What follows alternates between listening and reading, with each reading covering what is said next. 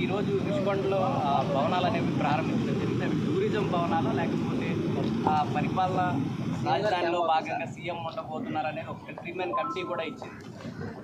ఈరోజు ఋషికొండలో ఆల్రెడీ హరిత రిసార్ట్స్ అని చాలా పాతవి ఉండేవి. వాటి ప్లేస్లో అత్యంత ఆధునీకరించి ఈరోజు వరల్డ్ క్లాస్ లెవెల్ అని చెప్పచ్చు. ఈరోజు 7 బిల్డింగ్స్ని నిర్మించడం జరిగింది. అండ్ చాలా శుభదినం ఈరోజు. మంచి టైంలో దాని గృహప్రవేశం కూడా చేయటం జరిగింది. యాక్చువల్గా టూరిజం కోసం అన్ని పర్మిషన్స్ తీసుకొని చాలా అద్భుతంగా 7 భవనాల్ని నిర్మించడం జరిగింది. కానీ ఈ మధ్య 3 మెన్ కమిటీ ముఖ్యమంత్రి గారు వస్తే మరి పార్టీ కార్యాలయంగా ఎక్కడ ఉంటే బాగుంటుంది అంటే ప్రభుత్వంలో భాగమే ముఖ్యమంత్రి అంటే, పర్సనల్గా కాదు కదా. సో ముఖ్యమంత్రి గారు ఎక్కడ ఉంటే బాగుంటుంది, ఎక్కడి నుంచి పరిపాలిస్తే బాగుంటుంది అన్న క్రమంలో 3 మెన్ కమిటీ వైజాగ్లో ఉన్న అన్ని ప్రదేశాలని కూడా సందర్శించారు. దాంట్లో ఇక్కడ ఉంటే బాగుంటుంది అని రిషికొండని ఫైనలైజ్ చేయడం జరిగింది. సో ఇప్పుడు జగన్మోహన్ రెడ్డి గారు డెసిషన్ తీసుకోవాలి, అక్కడి నుంచి పరిపాలించాలా లేదా వేరే ప్లేస్ నుంచి అని. జగన్మోహన్ రెడ్డి గారు అది డిసైడ్ చేస్తే ఇక్కడి నుంచి చేస్తే బాగుంటుంది అని రిషికొండ నుంచి మరి క్యాంప్ ఆఫీస్గా పరిపాలన స్టార్ట్ అవుతుంది, లేదంటే టూరిజం స్పాట్గానే అది కంటిన్యూ అవుతుంది, టూరిజం రిసార్ట్గానే కంటిన్యూ అవుతుంది.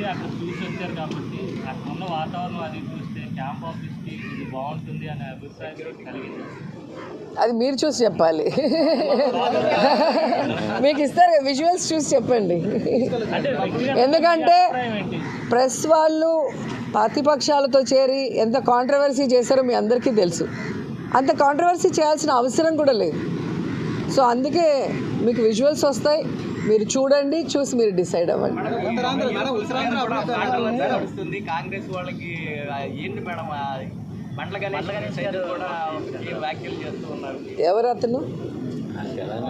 ఎవరతను ఋషికొండలో కట్టినటువంటి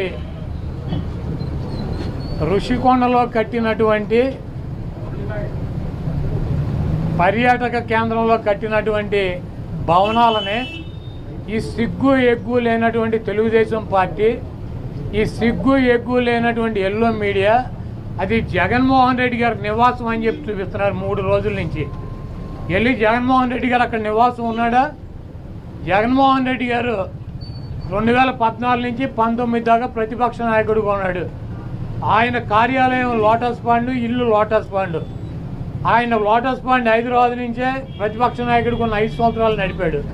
ముఖ్యమంత్రి అయిన తర్వాత 5 సంవత్సరాలు ఈ తాడేపల్లిలో ఉన్నటువంటి ఇల్లు క్యాంప్ ఆఫీస్ ఇక్కడి నుంచే నడిపాడు. ఆయన కార్యాలయాన్ని కానీ ఇంటిని కానీ. జగన్మోహన్ రెడ్డి గారి రక్తంలో లేదు. ప్రభుత్వం కట్టించినటువంటి ఇళ్లలో ఉండటం కానీ, ప్రభుత్వం కట్టించినటువంటి గెస్ట్ హౌస్లో ఉండేటువంటి కర్మ జగన్మోహన్ రెడ్డి గారికి పట్టల. జగన్మోహన్ రెడ్డి గారు వైజాగ్లో సొంత ఇల్లు కట్టుకున్నాక అక్కడ షిఫ్ట్ అవుతాడు. అంతేగాని టూరిజం ప్లేస్లో కట్టినటువంటి ఆ హౌస్లో జగన్మోహన్ రెడ్డి గారు వెళ్తాడని చెప్పి ఎవడు చెప్పాడు వీళ్ళకి, వెధవులకే? అది జగన్మోహన్ రెడ్డి గారి కోసం కట్టించుకున్నటువంటి ఇల్లు అని చెప్పి రకరకాలైనటువంటి కథనాలు రాస్తున్నారు. అది ఒక అంతర్జాతీయ రాజధానిగా తీర్చిదిద్దాలన్నదే వైఎస్ఆర్ కాంగ్రెస్ పార్టీ లక్ష్యం. దాన్ని రాజధాని చేయాలన్నదే ఆ రోజు నిర్ణయించుకున్నాం. కాబట్టి అక్కడ ఇంటర్నేషనల్ సెమినార్లు జరుగుతున్నాయి. అనేక మంది ఇంటర్నేషనల్ సంబంధించినటువంటి దేశ విదేశాల నుంచి అనేక మంది పారిశ్రామికవేత్తలు వస్తున్నారు. కనీసం వాళ్ళకి సౌకర్యం ఉంటాయి అవకాశం లేనటువంటి పరిస్థితి ఉంది. కాబట్టి ఉత్తరాంధ్రలో ఉద్దానంలో దాదాపు 700 కోట్ల రూపాయలు పెట్టి హాస్పిటల్ కట్టించారు కిడ్నీ పేషెంట్ల కోసం అని చెప్పి. అదేవిధంగా విజయనగరం కావచ్చు లేదా పార్వతీపురం కావచ్చు, ఉత్తరాంధ్రలోనే 650 కోట్ల రూపాయలు పెట్టి ఒక్కొక్క మెడికల్ కాలేజీ కట్టించారు. అదేవిధంగా టూరిజం ప్లేస్లో అంతర్జాతీయ సంస్థలు కానీ వ్యక్తులు కానీ వచ్చినప్పుడు అక్కడ ఒక విధి ఉండాలని చెప్పి ఒక మంచి భవనాన్ని నిర్మిస్తే 7 బిల్డింగులు అయ్యి, ఒక బిల్డింగ్ కాదు 7 బిల్డింగుల్లో జగన్మోహన్ రెడ్డి గారు ఉండరు. 7 బిల్డింగులు కట్టారు. ఆ 7 బిల్డింగుల్లో 7 బ్లాకుల్ని చూపించేది జగన్మోహన్ రెడ్డి గారు 450 కోట్ల రూపాయలు పెట్టి ఇల్లు కట్టుకున్నారని చెప్పి ఈ దుర్మార్గమైనటువంటి ప్రచారం చేస్తున్నారు. ఇవన్నీ కూడా ప్రజలు గమనిస్తారు. చంద్రబాబు నాయుడుకి ఇచ్చినటువంటి వాగ్దానాలు నెరవేర్చలేక నీకు సూపర్ 6లో పెట్టినటువంటి వాగ్దానం 1500 రూపాయలు ఇస్తానని చెప్పావా, చెప్పలేదా? 18 సంవత్సరాలు దాటిన వాళ్ళకి రేపు 1వ తారీఖు నీకు దమ్ముంటే 20 లక్షల మంది నిరుద్యోగులకు 3000 ఇస్తానని చెప్పావా లేదా? దాని గురించి చెప్పండి. నువ్వు దొంగ వాగ్దానాలు చేసి అధికారంలోకి వచ్చావు, నువ్వు దాని గురించి మాట్లాడండి ముందు.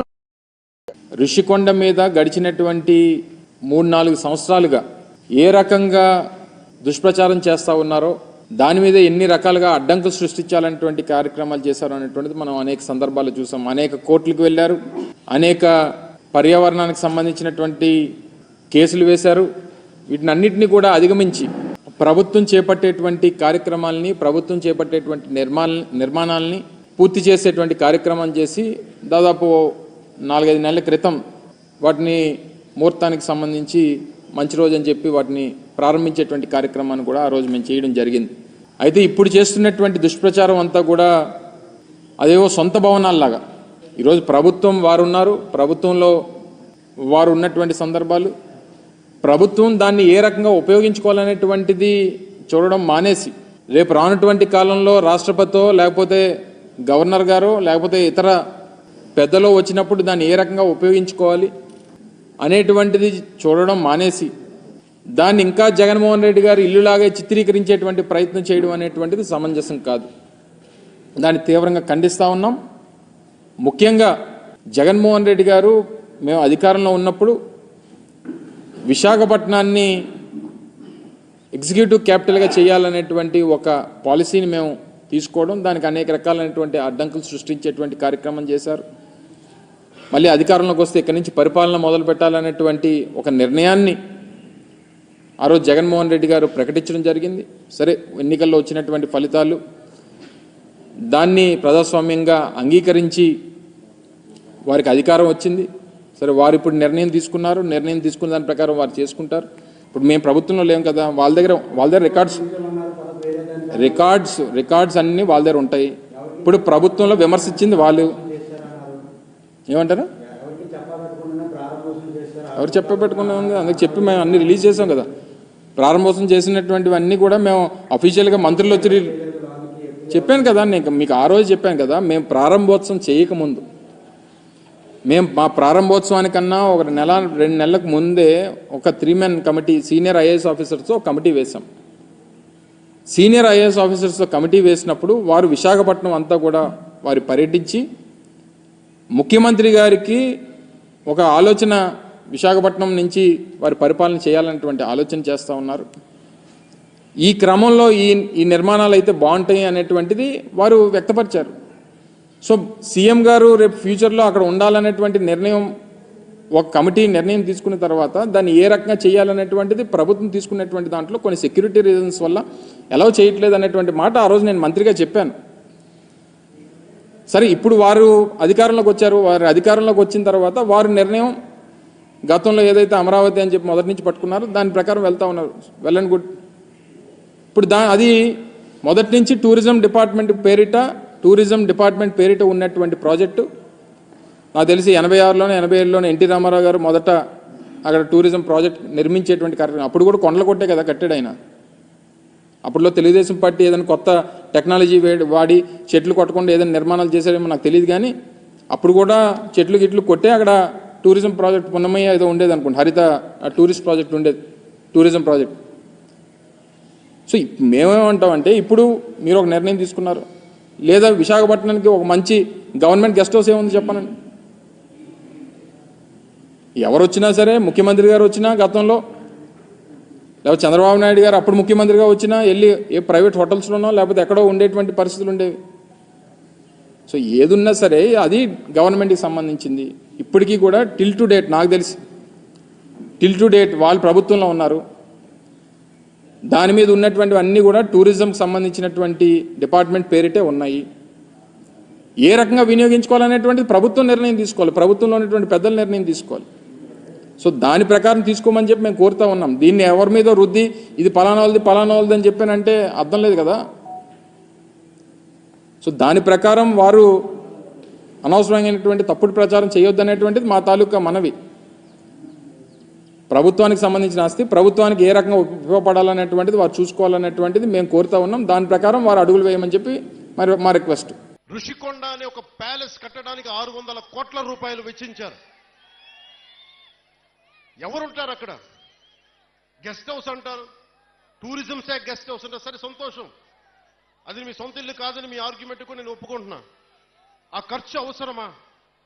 అదే ఖర్చు కనుక కనీసం ఒక 25 కోట్లు ఈ రోజున పిఠాపురం కానీ ఏ నియోజకవర్గంకి ఇచ్చినా రోడ్ల సమస్య తీరిపోయేది, నీటి సమస్య తీరిపోయేది. డబ్బుని ఎలా ఖర్చు పెడతాం? మీ ఇష్టారాజ్యంగా ఖర్చు పెట్టేస్తారా డబ్బు? 30 లక్షలతో ఎవడన్నా సరే బాత్టబ్ పెట్టుకుంటాడు, ఎవడన్నా. నేనే పెట్టుకున్నాయని. ఇన్ని కోట్లు సంపాదించేవాడు నేనే పెట్టుకోను. మొన్న నా క్యాంప్ ఆఫీస్ తీసుకెళ్ళి మీకు చెప్పండి సార్ ఎలా చేయమంటారు ఉన్నతాధికారులు అడిగితే నాకు ఏం వద్దండి, ఒక్క ఫర్నిచర్ మీరు కొనొద్దు, ప్రభుత్వం డబ్బులు వేస్ట్ చేయొద్దు. ఎందుకు వేస్ట్ చేయొద్దన్నానంటే నేను కనుక ఒక 10,000 రూపాయలకి ఫర్నిచర్ కొంటే ఆ 10,000 రూపాయలు ఒక ఉద్యోగి జీతానికి వెళ్ళిపోతుంది. మన సెక్రటేరియట్ నుంచి నా దగ్గరికి వచ్చి మీరు అసెంబ్లీ సెషన్స్ వెళ్ళినందుకు దాదాపు మీకు 31,000 రూపాయలు మీకు రావాలి, సంతకాలు పెట్టండి అంటే, నేను నా పంచాయతీరాజ్ శాఖలో నిధులు లేవు, నేను అలా డబ్బులు తీసుకుంటాను, నాకు వద్దు. నేను చదివిస్తున్నాను, దీన్ని రెలింక్విష్ చేస్తున్నా. 30,000 నేను వదిలేస్తే ఒక ప్రభుత్వ ఉద్యోగికో ఒక కానిస్టేబుల్కో జీతాలకు వెళ్ళిపోతుంది. అంటే ఇంత బాధ్యతగా ఉండాలి అని నేను ముందుకెళ్తున్నా. నా ముందున్న చాలా బాధ్యతలు ఇచ్చారు మీరు.